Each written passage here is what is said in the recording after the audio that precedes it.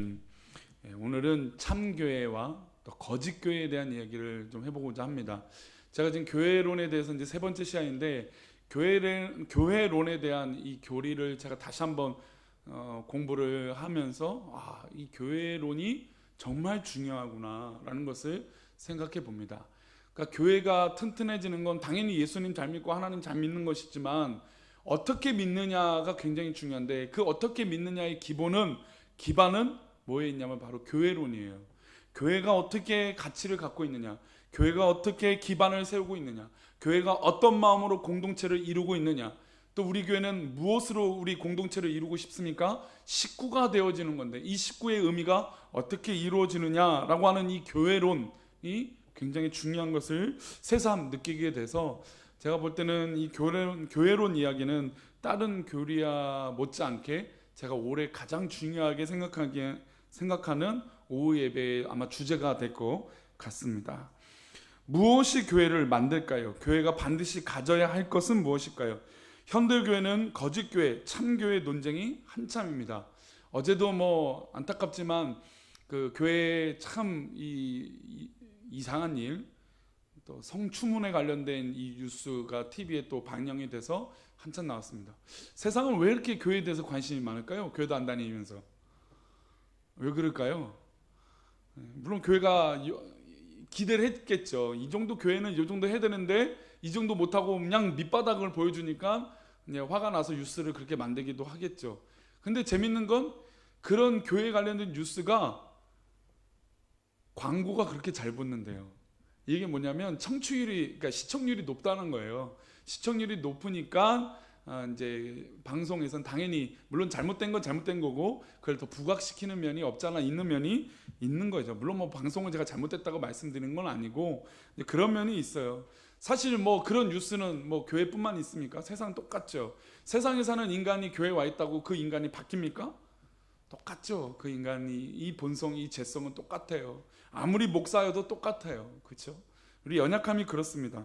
그래서 제가 장담을 하지 않겠다라고 계속 말씀드리는 건, 제가 장담하고 이 강단에서 말했던 것을 지키지 못할 때 누가 책임져야 돼요? 제가 책임져야 되잖아요. 근데 목사가 책임을 질까요, 안 질까요? 자꾸 빠져나가죠. 얼마나 말을 잘합니까, 그죠? 얼마나 상황을 잘 끼워 맞춥니까? 그래요. 그래서 이것을 이용해서, 물론 제가 말을 좀 더 잘하면 좋겠지만 그러지 못한 면이 없잖아 있지만, 그럼에도 불구하고 제가 만약에 말 지키지 않은 거 있으면 저는 제가 합리적이다고 이 강단에서 얘기해버려요. 그러면 이 강단에서 얘기해버리면 성도님들이 이 강단에서 얘기했으니까 아니다라고 말씀하실 수 있습니까, 없습니까? 굉장히 부담되죠. 왜냐하면 강단에서 얘기된 얘기니까 이거를 끄집어내서 얘기한다는 게 굉장히 큰 맘 먹지 않고서는 되지 않아요. 그래서 그냥 참는 거죠. 이해해 주는 거죠. 이 목사가 그렇게 되면 안 되는 것을 제가 느꼈기에, 제가 사실은 어렸을 때부터 죄송하지만 섬겼던 교회가 문제들이 많았어요. 왜 하나님께서 그런 문제들을 보게 하셨을까? 성적인 문제도 다 있었어요. 제가 맨 처음에 다녔던 교회도 성적인 교회가 있었고, 두 번째 섬겼던 목사님도 결국은 명예 때문에 꼬꾸라지셨고, 세 번째 계셨던 분은 은근하게 말은 되게 잘하시는데 이렇게 하면 누가 누군지 아니까 이것도 명예훼손이 될까? 제가 느끼기엔 그랬습니다. 그래서 돈에 관련돼서도 연약하더라고요. 또 최근에 만났던 목사님들 여성의 문제 때문에 문제가 많았어요. 우리가 또 알고 있다시피 여자 문제가 또 있었죠. 우리 교회도. 그러니까 이런 아픔들이 이 목사들에게 있는 건, 목사가 자꾸 대단하다라고 느끼기 때문에 자꾸 그런 기대치가 하락이 되는 거예요. 근데 교회의 본질은 목사님이 중요하긴 하지만 목사가 중심이 되는 건 바람직하진 않아요. 교회는 예수 그리스도가 중심이 되어야 돼요. 말씀이 중심이 되고 우리 성도와 목사가 하나가 되는 게 더 중요한 것이지, 물론 저도 카리스마가 있고 제가 말하면 성도들이 다 쓰러지고 기도하고 이런 역사가 일어나면 얼마나 좋겠어요. 그죠? 그건 하나님이 하실 거예요. 그건 하나님이 하시는 것이지 제가 하는 게 아니라는 거예요. 이거를 망각하면 교회가 거짓 교회가 된다는 거예요. 오늘 말씀, 이 고린도전서 10장 20절 말씀은 이런 얘기를 해요. 재밌는 얘기인데, 무릇 이방인이 제사하는 것은 귀신에게 하는 것이요. 그러니까 잘못된 제사, 잘못된 예배는 결국 누가 좋아한다는 것입니까? 마귀, 사단, 귀신이 좋아한다는 것이에요.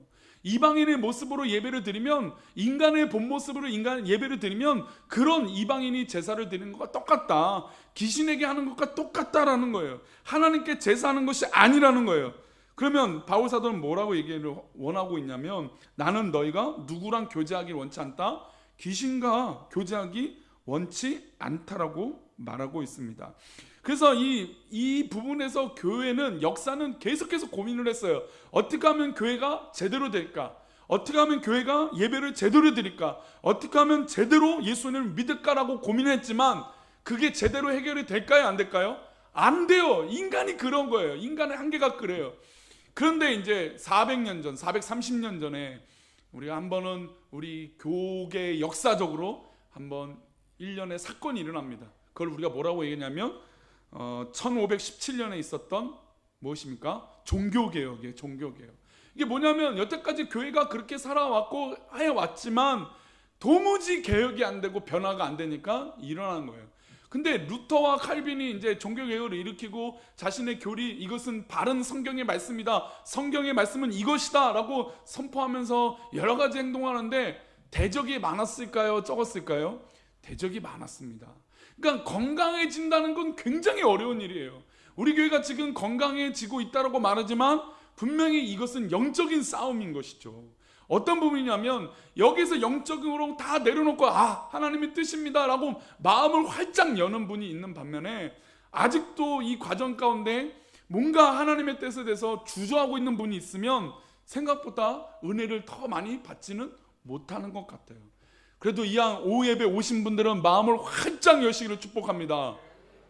제 말을 듣는 시간이 아니고 하나님의 음성과 하나님의 말씀을 듣는 시간이기 때문이죠. 이게 바로 하나님께서 원하시는 제사예요. 인간의 제사가 아니라 하나님의 제사, 하나님께 드리는 예배가 바로 그런 의미입니다. 자, 그러면 루터가 종교개혁을 꿈을 꿨습니다. 왜 그랬냐면 루터가 가장 많이 느꼈던 건 교회의 부조리였어요. 그래서 1517년 10월 31일 날 비텐베르크 대학교 교회의 정문, 비텐베르크 교회라고 하는데 이 대학교 교회의 정문에 95개조를 딱 붙여요. 이것은 교회가 잘못했다라고 하면서 토론을 하는 거예요. 자, 이게 성경이 무엇이 맞느냐, 이게 무엇이 옳은 것이냐, 너희들이 개혁해야 되지 않느냐라고 하는 얘기를 고군분투하면서 싸움을 하게 됩니다. 근데 이것을 싸우기 위해서 가장 시발점, 즉 이런 개혁의 시발점이 있었던 건 교회가 계속 쌓여왔던 부조리였어요. 근데 그 부조리에 맞서서 결정타를 나렸던 게 뭐냐면 로마 카톨릭에서 뭘 팔았냐면 면죄부를 팔았어요. 면죄부. 그러니까 이 면죄부를 딱 돈 주고 사면 내가 죄가 없어진다 라고 하는 의미였어요. 그 면죄부를 파는 이유가 있었는데 그 이유가 더 참담했어요. 왜 그 면죄부를 팔아야 했냐면 교황 건물을 건축을 해야 되는데 돈이 부족하잖아요. 건축은 돈이 있어야 되잖아요. 그러니까 돈이 부족하니까 면죄부를 팔았어요. 그 수익금으로 뭘 합니까? 성당을 짓고 교황청을 짓는 일에 그 돈을 쓰니까 도무지 이것은 말도 안 된다. 면죄부 자체도 말도 안 되지만 이 면죄부를 이용해서 그렇게 건물을 짓는 건 더더욱 말이 안 된다라고 하는 의미로 이 루터가 95개조를 딱 붙이면서 종교개혁을 했던 것이죠. 그리고 교회가 교회답게 되는 것에 대해서 끊임없이 논쟁을 하게 됩니다.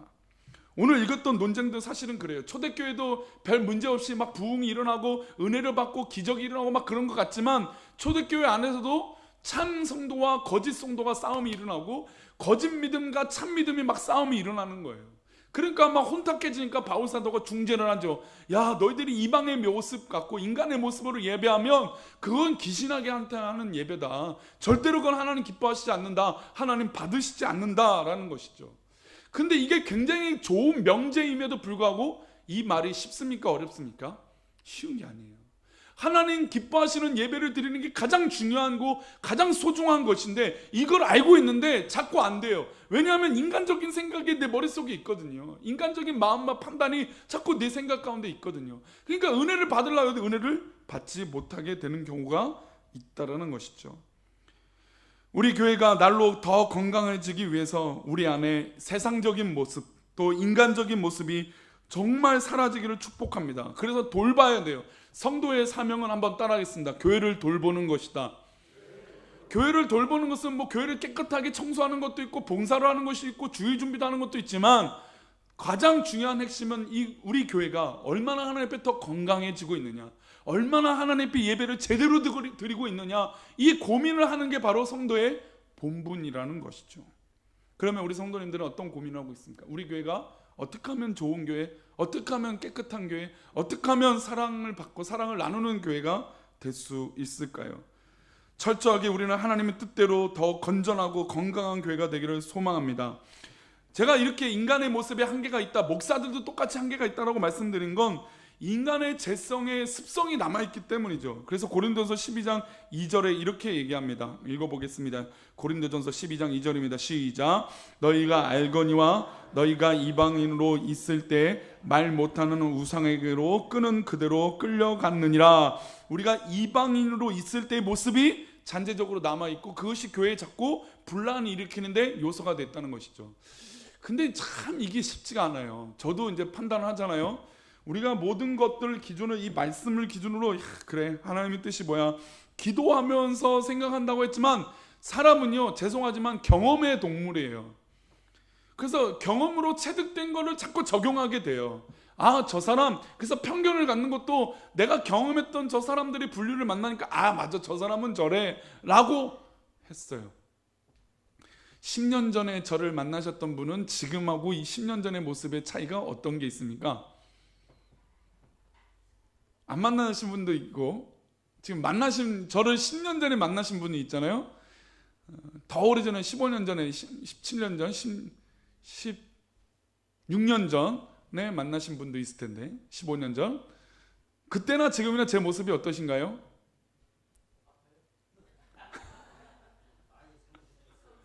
많이 성숙해졌어요? 근데 저는 이제 그 얘기를 종종 들어요. 우리 목사님이 목사가 돼서 그런지 성숙해졌다고. 근데 저는 아무리 생각해도 분명히 13년 전이나 15년 전이나 저는 전데, 저는 뭐가 이렇게 바뀐 건 없는 것 같은데, 그냥 목사라고 하는 타이틀, 그때는 전도사라고 있었던 거고 목사라고 하는 타이틀이 이것밖에 없는데. 근데 재밌는 갈등이지만 저는 사실 이 목사의 안수를 받는 걸 조금 천천히 하고 싶은 마음이 사실은 좀 더 있었어요. 왜냐하면 이제 목사 안수를 받으면 바뀌지 않는다라고 하는 이 고정관념, 편견 같은 게 있었어요.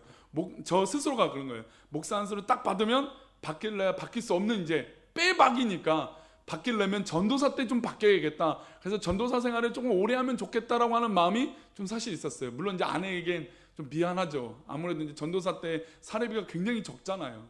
근데 그 사례비로 생활을 꾸려나가기가 쉽진 않은데, 이제 그럼에도 불구하고 조금이라도 좀 건강한 목사가 되고 목회자가 되고 싶은 마음이 그래서 조금 있었어요. 근데 전도사 생활을 굉장히 좀 오래 했죠. 다른 목회자에 비해서. 전도사 생활을 오래 하면서 그랬어요. 그런데 중간에 한 교회에서 전도사, 강도사였다가 강도사에서 목사로 딱 바뀌었어요. 차이가 있었을까 없었을까요? 그죠? 근데 그 중간에 바뀌었다잖아요. 강도사로 갔던 교회가 있거든요. 강도사로 갔던 교회랑 목사가 된 교회에 저에 대한 것들은 바뀐 게 하나도 없어요. 성도들은 그냥 강도사로 봐요. 근데 제가 지금 꿈꾸는 게 오기 직전에 해림교회는 제가 목사로 갔단 말이죠. 근데 차이가 있어요. 강도사로 갈 때는 강도사로 계속 보는 거예요. 이제 그게 있나 봐요. 편견이 한번 사로잡히면. 근데 그래서 제가 지금 말씀드린 게 이 경험이 그렇게 사람을 평가한다는 거죠. 그래서 이 목사로 간 교회는 처음부터 끝까지 목사로 대접을 해주시는 거예요. 저는 한 번도 그렇게 대접을 받아본, 이제 이 대접이라는 게 뭐냐면 목사라고 하는 대접이에요. 그런 대접을 한 번도 받아본 적이 어색했어요. 자, 그러면 그 모습이 지금 이제 담임 목사가 됐습니다. 제가 달라졌을까요? 아니에요. 저는 똑같아요. 죄송하지만 저는 아무리 말씀드려도, 물론 제가 뭐 이런 얘기 들으면 제가 저를 장담해서 말씀드리는 게 웃긴 얘기지만, 저는 아무래도 전도사 때나 이 강도사 때나 이 목사 안수를 받고 또 이제 담임 목사가 돼도 그냥 똑같은 것 같아요. 근데 달라진 게 있더라고요. 하나님의 역사가 다르더라고요. 이게 차이예요. 사람 똑같다니까요. 아무리 뭐 직분이 다르고 직책이 달라지고, 뭐 이제 우리 피택 대신 세 분 있잖아요. 안수 이사님이셨잖아요. 장로님 되시면 달라집니까? 죄송하지만 네, 달라지세요. 아멘. 좋게 달라질지어다. 아멘. 이명호사님 더 크게 아멘. 그래요. 우리 그런 기대가 돼 있지만 사실 우리가 막 다 그렇게 바뀌진 않아요. 그런데 그것을 사용하시는 하나님이 다르시더라고요. 그러니까 우리 예배가 그런 거예요. 우리 예배가 어떤 사람, 어떤 환경, 어떤 직분, 어떤 배경을 갖고 있는 게 중요하지 않고 이 시간 역사하시는 누가 중요합니까? 하나님이 중요하시다는 거예요. 교회가 교회 되어지는 건 하나님만이 역사하시는 교회가 되어질 때 진짜 교회가 되어지는 것이에요. 내가 무엇이기 때문에, 내가 무엇이 되었다 하기 때문에, 내가 무엇을 하고 있기 때문에 교회가 예배가 되어지는 게 아니라 그저 하나님 역사하셔서 이 예배를 받아주시는 게 진짜 예배고 교회라는 것입니다. 그래서 저는 우리 교회 이제 뭐 사업장은 제가 일부러 해요. 왜냐하면 사업장은 우리 교회가 서로 좀 돌아보고 또 이용해 줄 수 있으면 서로 이용해 주고, 또 보험 이제 회사 다니시는 분들 보험 상담도 해주고, 또 아니 뭐 꼭 우리 보험을 가입하지 않더라도 상담을 할 수 있잖아요. 그렇죠? 그러면 우리 교회 지사님이 거짓말로 우리에게 이익을 막 하시려고 거짓말로 상담, 저는 절대 아니라고 봐요. 분명히 좋은 상품에 대해서 얘기를 해줄 거예요. 보험은 어디서 왔다고 제가 말씀 한번 드렸는데, 보험이 어디서 시작한 줄 아세요? 이 루터부터 시작해서 종교개혁을 일으킨 루터가 시작한 게 보험이에요. 왜냐하면 그 시대에, 중세 시대에 너무 가난한 사람들이 많으니까 보험 혜택을 못 받는 거예요. 뭐가 없는 거예요. 왜냐하면 제가 가난한 사람은 보험이 없어서 더 가난해진다고 제가 한번 수요 예배 때 얘기를 드린 적이, 제가 기억났습니다. 수요 예배 때 그 얘기 살짝 드렸어요. 그러니까 그 보험, 새벽 예배네요. 새벽 예배 때 그 얘기를 드렸습니다. 수요 예배예요? 제가 했던 말 또 하기 쉽지 않아서 자꾸 이제 언제 했다는 이 강박한 점이 있어갖고, 어쨌든 제가 수요 예배 때 했는데, 이 보험을 유지하는 게, 이게 부자는 보험을 넣어놓고 자기 돈 뭐 나가든 안 나가든 상관없이 보험을 유지하니까 어려움이 딱 발생되면 보험 혜택을 딱 받아요. 그러니까 그 어려움들을 잘 이기는데, 가난하면 이 보험 유지 자체가 어려워요. 그래서 제일 먼저 어려운 닥치면 뭘부터 깨요? 보험부터 깨는 거예요. 보험부터 깨는 거죠. 근데 막상 또 어려움이 생기는데 보험 혜택을 못 받게 되는 거예요. 그게 중세 시대 때 그게 너무 심했어요. 그러니까 부유한 유농과 가난한 장롱들이 차이가 너무 커지니까 이 교회에서 어떻게 해주면 좋을까라고 하는 생각을 루터가 했던 거죠. 그래서 루터가 이 보험을 만들었어요. 모르셨죠? 이게 의미가 있는 거예요. 너무 보험이 뭐 이렇게 한 게 아니라 보험에 주는 의미가 굉장히 좋아요. 그러니까 우리 교회 성도들 만약에 보험회사 다니신 분이 여럿이 있어요. 우리 요람에는 한 분만 기록되어 있지만 여럿이 있는데 보험에 대해서 여쭤보는 거죠. 그러면 그렇게 하면 고민도 들어주고, 이런 상품을 가입할 수도 있고, 물론 그 보험회사 가입하면 더 좋겠지만 만약 아니더라도 우리 지사님은 시험 안 될 거라는 좀 믿습니다. 그렇죠. 우리 성도들이죠. 관계가 그렇죠. 근데 그렇게 알아주고 하는 관계만으로도 중요한 게 우리 교인의 관계예요. 그런데 이런 것들은 제가 서로 나누고 공개하고 기도해주고 우리 사업장이나 직장을 위해서 기도해주고 하지만, 교회에 오는 그 신분에 대해서 저는 묻고 싶지 않아요. 그분이 어떤 대학교를 나왔는지, 그분이 어떤 집을 갖고 있는지, 저는 그분이 어떤 배경을 갖고 있어서 어떤 재산을 갖고 있는지, 그분이 어떤 인맥을 갖고 있는지 저는 조금도 관심이 없어요. 그냥 오직 오신 분은 예배를 드리는 분, 그리고 저는 그 예배를 잘 인도하는 그런 목사이고 싶은 뿐이에요. 근데 한국교회가 세속되어졌다는 그 부분들은 바로 이 부분이에요. 교회가 세속되어지는 것은 자꾸 교회에 오는 성도들을 직업군을 나눠요. 그리고 배경을 나눠요. 집의 평수를 물어요. 그리고 뭐 어떤 사업을 갖고 어떤 인맥을 갖고 있냐고 물어요. 교회가 그렇게 되면 안 되는 거죠. 교회는 어느 누구도 사랑하는데 방해가 있어서는 안 돼요. 어떤 칸막이도 있어서는 안 돼요. 어떤 편견도 있어서는 안 돼요. 만약에 그것이 있다면 그것은 우상에게 절하는 것과 똑같은 것이죠. 바로 그 논쟁이 이 가운데 있었어요. 그래서 고린도전서에는요 그런 파들이 있었어요. 헬라파, 히브리파, 아볼로파, 베드로파 막 이렇게 분쟁이 일어났어요. 왜냐하면 나는 예수파 막 이러면서 나는 누구한테 배웠다, 누구 파다라고 하는 논쟁이 교회 가운데 있었어요. 그래서 그렇게 하지 말라는 거죠. 바울 사도는 그게 본질이 아니다. 교회는 하나님께만 예배하는 게 본질이다 라고 선언하고 있다는 것이죠. 그러니 우리 사랑하는 성도들, 이 예배는 어떤 가치가 있습니까? 하나님께만 예배하는 거예요. 이 시간은 목사의 시간도 아니고 어떤 누구의 특정한 시간도 아니고 온전히 하나님 앞에 예배하는 것이 우리에게 가장 우선순위라는 것입니다. 그래서 루터가 이렇게 교회를 정의했어요. 루터가 오늘 루터의 정의와 칼빈의 정의를 한 두 가지를 비교해 볼 텐데요. 우리 루터의 정의를 한번 화면을 보겠습니다. 읽어보겠습니다. 시작. 복음이 바르게 가르쳐지고 성례가 바르게 실행되는 성도의 모임, 이것을 뭐라고 말한다고요? 참교회.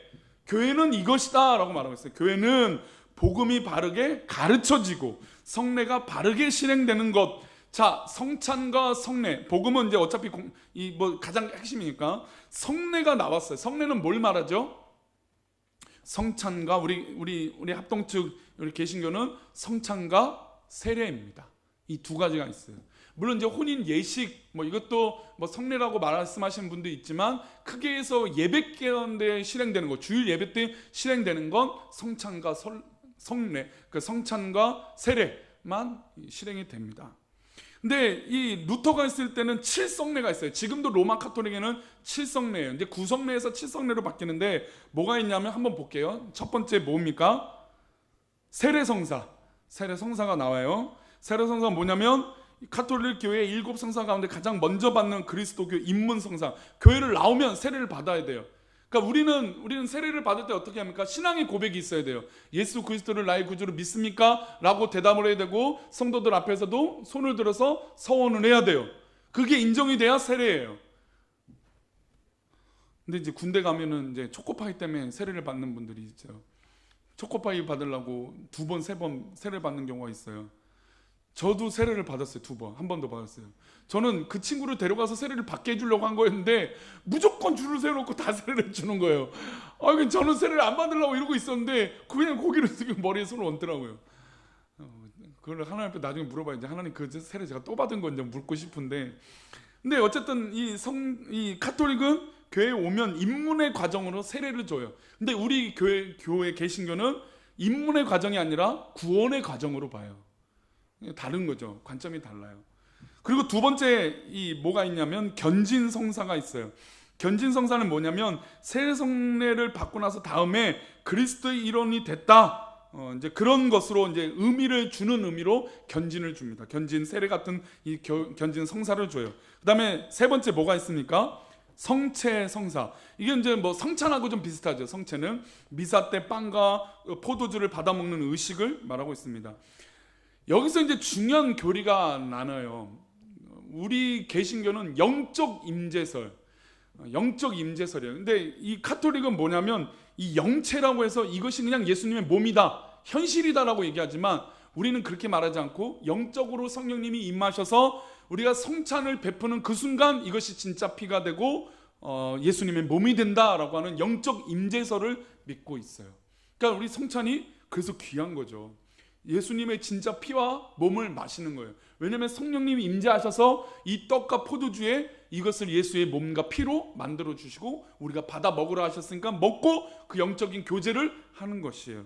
카톨릭과는 조금 달라요. 카톨릭은 그런 영적 임재, 성령의 임재를 인정하지 않고 그냥 이것이 예수님의 몸이다, 그러니까 실제 몸이다 그렇게 얘기해 버리죠.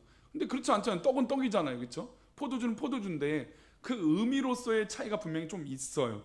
자, 그 다음에 뭐가 있냐면 요게 이제 이제 카톨릭에 있는 좀 독특하지만 또 세상 사람들이 많이 신비롭게 생각하는 게 있어요. 고해성사. 이제 이쪽에 교회 계단이 있으면, 예를 들어 교회 건물이 있으면 한 칸에 이제 건물을 칸막이에 쳐놓고 누군지 모르고 이 신부가 옆에 있으면 이 반대편에 서서 내가 이런 죄를 저질렀습니다. 어떻게 하면 좋을까요? 이제 묻죠. 그리고 용서해 주세요. 그러면 누가 용서를 해주냐면 우리의 죄는 누가 용서해 줍니까? 목사가 용서해 줍니까? 예수 그리스도께서 용서해 주시고 하나님이 용서해 주시고 성령님이 용서해 주신 건데, 이 카톨릭은 이 신부가 용서를 선언하죠. 그렇게 살아야 됩니다. 용서받았습니다. 근데 카톨릭의 용서의 권한은 우리가 믿음으로 볼 때는 없죠. 근데 이제 고해성사는 그런 의미에서 카톨릭에 있습니다. 또 카톨릭에 또가 있냐면 병자성사라고 있습니다. 병자성사. 병자가 죽을 위험에 있는 환자가 받는 성사. 그래서 어려움이 있거나 고난을 받거나 또 병든 것, 사실 이것도 우리는 병원 신방인 거죠, 그렇죠? 그 다음에 장례나 같은 건 의미입니다. 근데 이거를 성사라고 해서 7성례 중에 하나도 있고, 그 다음에 6번째로 뭐가 있습니까? 성품 성사가 있어요. 교회의 성직자인 사제와 부제를 서임하는 성사. 그러니까 이 사제입니다, 신부입니다라고 해주는 건데, 이제 카톨릭은 무슨 제도가 있냐면 한번 따라할까요? 성인 제도, 성인. 그러니까 마리아는 누구입니까? 성인이에요. 베드로는 누구입니까? 초대 교황 성인이에요. 그래서 세인트라고 하면 말을 아마 외국 여행 가시면 많은 길에서 보실 거예요. 세인트 이게 이제 세인트라고 하는 게 이제 그 성인에게 붙여지는 성호이거든요. 근데 이 말이 되게 멋있는 것 같지만 위험한 말이에요. 거룩은 누구만이 거룩하십니까? 예수 그리스도만이 거룩해요. 우리가 예수님 믿음으로 말미암아 의롭게 되어지고 거룩게 되어진 것이지, 우리 자체가 아무리 위대한 역할을 했더라도 거룩해질 수 있습니까? 없어요. 근데 이제 이 카톨릭의 가장, 이제 우리 개신교랑 가장 큰 이 차이점은, 카톨릭은 베드로의 이름으로도 기도할 수 있고 마리아의 이름으로도 기도할 수 있어요. 그러니까 성인이 되면 그 성인을 이름으로 기도를 해주는 거예요. 그래서 실제로 성인인 교황을 만나는 게 이들의 꿈이에요. 그래서 교황을 만나면 모두 다 막 엎드리죠. 왜냐면 이 사람이 성인이거든요. 이 사람이 죄도 사해주고 이 교황이 모든 것들을 해결해 줄 수 있는 권한이 있다고 믿고 있기 때문이에요. 그래서 성품 성사가 이 카톨릭에서는 생각보다 굉장히 중요한 의식이에요. 근데 이 의식을 두고 우리 이제 기독교를, 우리 개신교를 향해서 욕을 할 때가 있죠. 왜냐면 이 카톨릭이 신부가 되는 과정이 굉장히 까다롭습니다. 그리고 굉장히 많은 걸름의 작업들이 있어요. 근데 우리 개신교는 뭡니까? 은혜잖아요. 은혜. 모든 게 은혜예요. 그러니까 목회자가 되는, 목사가 되는 것도 은혜로 되는 경우들이 예전에 많았죠. 제가 예전에 어렸을 때 아내 얘기를 들어보면, 아내 교회 전도사님 분이었는데 얼마 전에 추록하신 분이 교회 목사님으로, 교육자로 온 거예요. 아무런 검증이 없는 거예요. 물론 그분이 회개하고 뭐 어떤 것도 있겠지만, 근데 그런 검증이 전혀 뭐 이 신학적으로 이루어지지 않고 있어서 조금 안타까워요. 그래서 저는 이제 웬만하면 우리 앞으로 우리 교회 안에서 자라는 신학교를 가고 싶은 학생들이 있다면 학부 때도 신대원을 들어가고 대학원도 신학 대학원을 갔으면 좋겠다라고 하는 마음이 있어요. 물론 요즘 여태까지 많은 부분에서 일반 대학교를 가고 신대원을 가는데, 신대원은 몇 년이에요? 3년만 공부하고 2년 있다가 목사 안수를 받거든요. 너무 짧잖아요. 경험이 부족하고, 물론 그 안에서도 충분히 배운 게 있기도 하지만 학부 때부터 4년 배우고 3년 배우고, 카톨릭은 그 기간 동안 하고 마지막에 탈락도 시켜요. 엄청나게 많이 탈락도 시켜요. 그리고 막 고난도 줘요. 무릎 꿇기도 엄청 오래 시키기도 하고, 막 누워 있는데도 반대로 누워 있기도 만들기도 하고, 막 그런 고난을 일부러 줘요. 근데 그런 과정을 비교해 보면 사실 나중에 이제 제가 이 카톨릭 신부가 어떻게 이 신부가 되는 과정의 영상이 있거든요. 그걸 압축한 게 있는데, 뭐 그게 다 좋다라고 해서 그런 의미가 있지만, 우리 신앙생활이 너무 가벼운 건 아닌가라고 하는 의미로 볼 때 좀 비교 의식이 좀 들 때가 있습니다. 그게 이제 성품 성사고, 마지막으로 어떤 성사가 있습니까? 혼인 성사예요. 혼인 생활로 성스러운 가정을 꾸미고 자녀의 교회적 양육에 은총을 주는 이 7가지 카톨릭 성사가, 7개의 성사가 있습니다. 근데 우리는 뭐만 있다고요? 세례와 뭐만 있다고요? 세례와 성찬만 있어요. 근데 물론 이제 혼인 성사, 우리 혼인 예식, 장례 예식 굉장히 중요하게 얘기죠. 병자 뭐 병원에 방문하는 위로 신방도 굉장히 중요하죠. 사실 다 포괄적으로 다 있는 의미이긴 한데, 우리 교회 예배 가운데는 이 2가지만 한다는 것입니다. 자, 루터가 이렇게 얘기했던 이 7가지가 중요하다, 성례가 중요하다라고 하는 의미로 이걸 말씀드렸습니다. 그러면 반대로 우리 개혁주의적으로 좀 더 가까운, 루터는 성공회와 또 루터교라고 하는 이 카톨릭과 개신교가 약간 짬뽕이 돼 있어요. 이제 그런 종교를 갖고 있는 게 루터란이고, 루터교, 그 다음에 이제 성공회, 그런 의미인데, 칼빈은 완전히 개신교거든요. 그럼 칼빈은 참교회를 뭐라고 말하는지 보겠습니다. 읽어보겠습니다. 시작. 하나님의 말씀이 순수하게 선포되어지고 들려지며 그리스도께서 정하신 대로 성례가 실행되어지는 곳이 바로 의심 없이 하나님께서 거하시고 계신 교회다. 다른 것 같은데 루터랑 칼빈이 사실 많은 부분에서 다르거든요. 종교 개혁을 했다는 것은 공통점이 있지만 많은 부분에서는 달라요. 그런데 지금 참 교회는 이 교회다 라고 했을 때 이 두 말은 비슷합니까? 다릅니까? 굉장히 비슷하죠. 그래서 카톨릭 뿐만 아니라 교회에서도 이 성찬과 성례는 굉장히 소중한 시간이에요. 그래서 우리가 사실은 성찬은 많이 하면 할수록 좋다라고 얘기를 많이 해요. 제가 우리 3월 말에 성찬을 하면서, 성찬은 지난주 했죠. 성찬을 지난주 하면서 그 고민을 했어요. 성찬으로만 예배를 끝낼까? 근데 우리 성도들이 그러긴 너무 충격받을 거 아니에요, 그렇죠? 설교를 안 들었으니까 이상해요. 그럼 설교를 해야지. 그래서 설교를 준비를 해요. 근데 사실은 이 성찬으로만 완벽한 예배가 될 수 있을까요, 없을까요? 성찬으로만으로도 완벽한 예배가 되죠. 하나님 임재하셨잖아요. 하나님 임재하시고 우리에게 깨달음을 주시잖아요. 꼭 제가 말씀을 이렇게 말을 안 하더라도 이 성찬을 통해서 성도님들 각각이 하나님과 교제를 하시잖아요. 그러면 그건 예배인 거잖아요. 그렇죠? 그래서 제가 막 설교를 하기 전에 이게 설교를 하기 말까. 근데 또 이제 안 하면 또 이상하게 생각하실까 봐 하긴 하는데, 다음에는 한번 그런 시도는 해보고 싶어요. 성찬을 하는 도중에 설교를 하고 성찬을 하고 마무리하면서 설교를 딱 끝내버리는. 그래서 설교 안에 성찬이 들어가거나 아니면 성찬 안에 설교가 들어가게끔. 그래서 그 성찬식 안에 성가대 찬양도 들어가면 좋겠다는 생각이 드는. 그러니까 이 성찬이 뭔가 분리돼서 하는 것보다 그런 시도도 해보면 좋겠다예요. 하겠다는 건 아니고 좋겠다라는 거. 그만큼 성례와 성찬이 정말 중요하다는 걸 루터와 칼빈이 얘기하고요. 그 다음에 공통된 얘기, 하나님의 말씀이 어떻게 됩니까? 순수하게 그래서 인간적인 마음이 이 강단에 있으면 안 되고, 우리 성도님들 드려지는 마음 가운데 인간적인 계산으로 말씀을 받아들이면 안 된다는 것입니다. 말씀을 맺겠습니다. 우리 디모데전서 3장 15절인데요. 우리 함께 읽어보겠습니다. 시작. 만일 내가 지체하면 너로 하여금 하나님의 집에서 어떻게 행하여야 할지를 알게 하려 함이라. 이 집은 살아계신 하나님의 교회요 진리의 기둥과 터니라. 우리가 하나님의 교회가, 우리 교회가 이런 교회가 돼야 돼요. 근데 참 이단일이 참 좋은 말들은 다 갖다 써서, 원래 이게 추수꾼, 신천지는 뭐예요? 천국이라는 단어잖아요.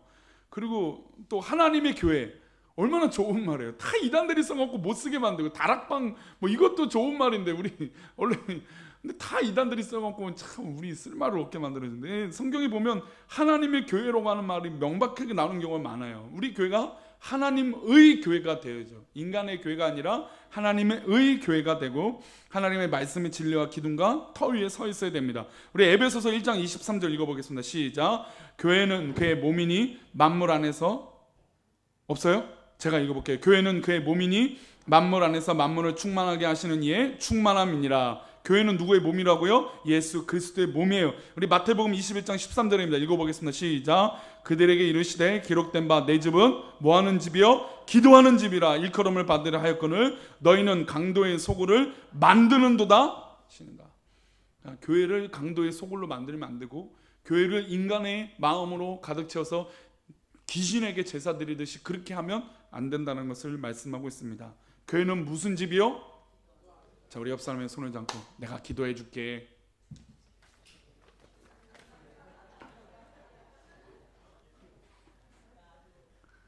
우리 교회는 은혜 받는 곳이고 하나님 만나는 곳입니다. 이것을 절대로 어떤 누구도 인간의 마음으로 더럽힐 수 없습니다. 더럽히는 경우가 있다면 그거는 진짜 큰일 날 일입니다. 그래서 우리 사랑하는 성도님들, 특별히 오후 예배 오신 분들은 교회가 교회답게, 하나님의 예배가 하나님 예배답게 그렇게 사모하셔서 승리하시기를 축복합니다. 우리 힘차게 그런 의미로, 우리 기도하는 마음으로, 우리 그는 여호와 창조의 하나님, 우리 힘차게 박수치며 우리 주의 성령이 우리 뜨겁게 찬양하겠습니다.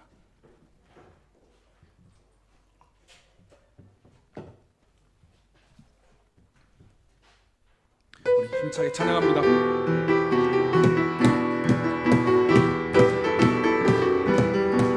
그는 여호와 창조의 하나님, 그는 여호와 전능의 하나님, 길라스의 향유요 반석의 하나님, 그는 여호와, 다시 한번 그는 여호와